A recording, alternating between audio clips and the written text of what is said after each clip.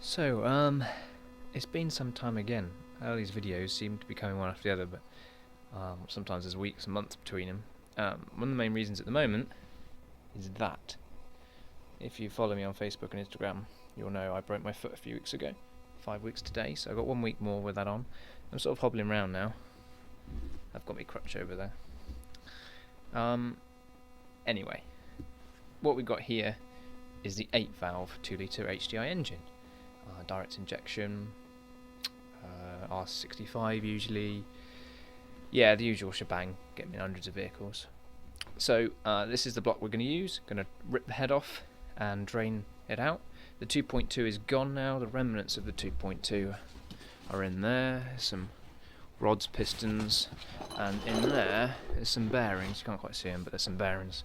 Because the bearings in my hopefully replacement rods, depends which set I go for, either haven't got any or are ruined.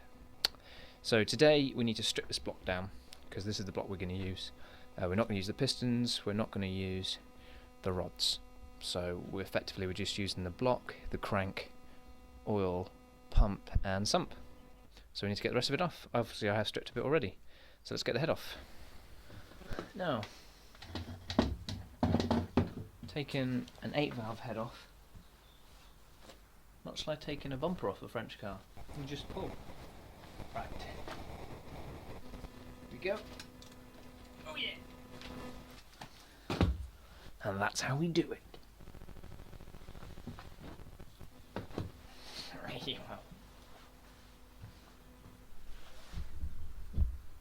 Right, we just got to take all the other gumph off now. Take the bracket off, a couple of other bits off, and then we'll spin around, take the sump off, take everything else out. Winning.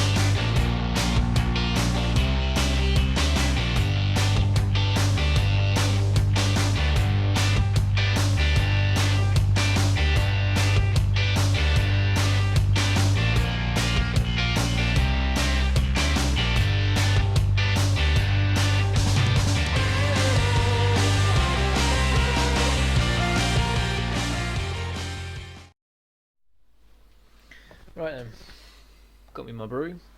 Formula 1 mug's back out. His first weekend of Formula 1 for the season, of course, so that's appropriate, isn't it? I would of course leave it draining overnight, but I haven't really got the time today. So I've positioned it this way so any last oiled hopefully will just sit in the bottom of the sump as I take it off, and then I can leave the sump up against the draining pan later. So I've just got to take all these 6mm heads off. Sump should pop off, and then we can get a good stuff. Yummy.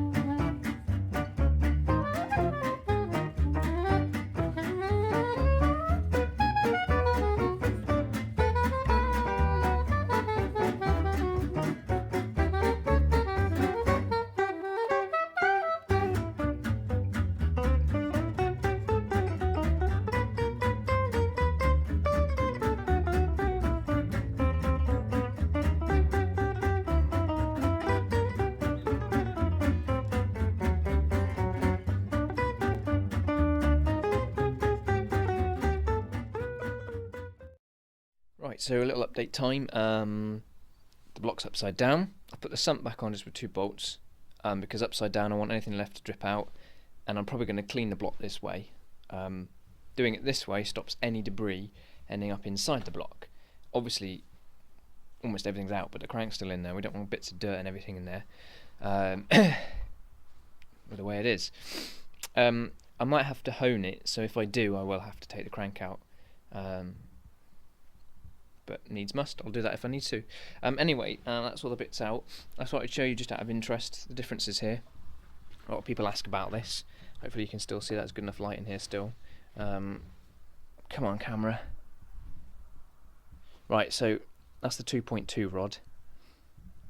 2 litre 16 valve rod, 2 litre 8 valve rod. They do look very similar initially. Excuse the shakiness. Piston sizes are identical in width, and the skirts are about the same, close enough. The difference is the wrist pin here is much bigger on the 2.2, so there's like an extra little bit on there as well, just to support that, which the others don't. The rod is also very slightly longer, which you can just about see there. This obviously allows to make it 2.2, not 2 litre, just a slightly longer rod and longer stroke. So that's an interesting thing. Another interesting thing is that actually by size, the 2.2 isn't as big as people make out. They all have the same crank bearing size, big end size, but the 2.2 is about the same thickness and kind of makeup as just the 8 valve. However, the 2 litre 16 valve, although it looks similar, if you look closely, it is fatter at the top and bottom, and width-wise, it is thicker by a fair bit in this central section, and a little bit more at the top, which you can hopefully just kind of see there. It's almost sort of squared off there as this one tucks in. So my options here, obviously, I either use the original rods, but these are a lot better, or I may even use something a bit different. Time will tell. Let's see if they arrive on time. Goodies. Shiny things. Lovely shiny things. Winning. Right, so it's about time that we clean up the block. We'll do this some later time. We might just give the obviously edge a clean up. Basically, I want to take the crank out, but it's such a mess that I want to make it as clean as possible. Bear in mind where I'm working here.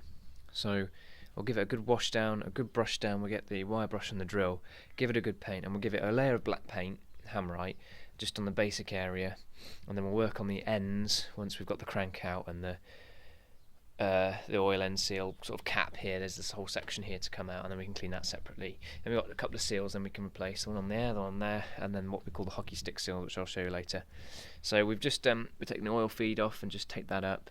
This is pointing down anyway, as is this one here, which is an oil level sensor plug.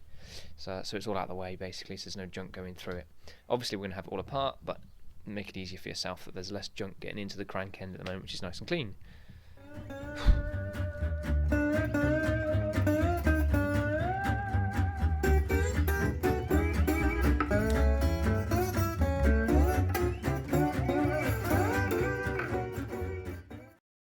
Right, so I've done quite a bit of video in today, so battery ran out. I didn't really realise, so I just had it on charge for a bit. So this is kind of at its bare most point. Obviously the crank is still in there, to be fair, but there we go, life, eh? Oh, that's a bit of a dirty lens going on, isn't it? Just rub my finger over it, that'll do it. No, it didn't. How's that? So there we go. I've just used some gunk, some of this pink stuff, you might be familiar with it, some of this stuff, and washed that down with that, and then some hot water just to rinse that off, and then used some brake cleaner just to rinse out the bits. So you just kind of rinsing out those little gaps like that, because of course the brake cleaner will just dry off naturally, which is quite handy, and it's all dripping down kind of on that tray. Got some cardboard down there as well. So the choice is obviously what colour we're going to paint the block. We have lots of options. We've got green, gold, blue, yellow, orange, red, all very nice colours. I thought I'd be a bit Larry, a bit crazy, none of them colours. I thought I'd go for black. I know, you're excited too. There's a reason, we want to go OEM, And with Piggy Power I seem to be having a colour scheme of kind of black and orange, so we'll have some orange detailing on it somewhere, but we'll just go with black, and we'll just clean up the sump and just kind of probably leave it as is, maybe get some silver paint, don't know if I can be bothered with that, to be honest. We'll see how we go. So we're just going to give it a layer of black paint. We'll then take the crank out, and then any other scum that comes out from there we'll then clean up, and then give it a final coat of paint after we've honed the bores, because there's metal that goes everywhere when you tiny little bits of metal. So there we go. Yeah, I bet you're glad that the battery died, to be honest, because it was pretty boring just watching stuff dry. So we'll give it a coat of paint, and then we'll cut to stripping down, take the crank out, and then start honing. Boom, bam, boost.